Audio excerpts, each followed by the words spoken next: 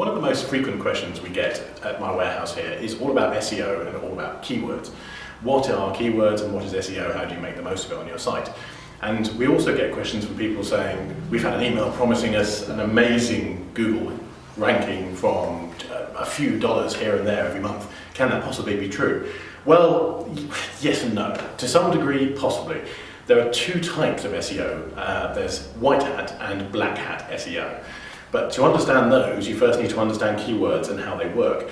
Keywords are essentially words that people might use in the search to find your website. And we've all heard the term keywords. What do we mean? Well, if you're selling toy cars, then your keywords will be obviously toys, cars, then perhaps die-cast, perhaps miniatures, perhaps small wheels, anything that is in that sort of classic group where people would be chatting to each other, words that might come up in that conversation. In addition to that, you need to think about what's called semantic families, which are the extensions of those keyword groups, and Google really does relish those because it brings people in from other areas. So in our example of cars, your semantic family could be hobbies, it could be collectibles, it could be cherished models of certain makes of car. So you don't just want to be referencing the actual product you're selling, you want to be referencing the kind of people who might be interested in those products. It sounds simple, but you'd be amazed how many sites just repeat the same thing about the same product on every page.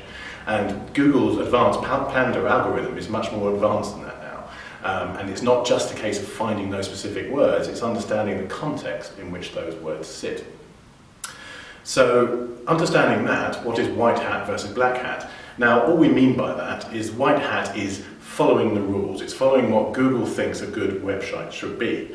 Black hat is from the older days when Google, to a degree, could be fooled.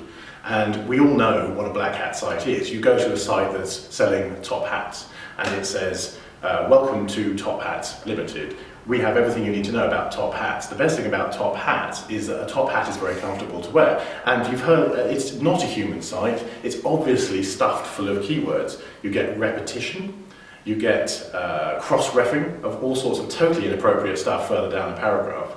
It's not what Google would call a good human experience. White hat is exactly the opposite of that. White hat is a good human site. So it tells me not only about the product itself, it tells me about why that product has been chosen by this particular company, some of its obvious benefits, some of its perhaps its limitations, be very honest. But also make sure that your site is interesting to visit, so there may also be an up-to-date blog with some innovations in that area.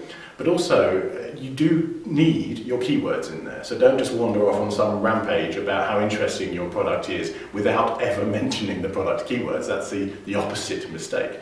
So if you are selling toy cars, you might introduce it with, welcome to our toy car store. We love everything to do with model miniatures. That's a much more human phrase that includes a lot of the important keywords.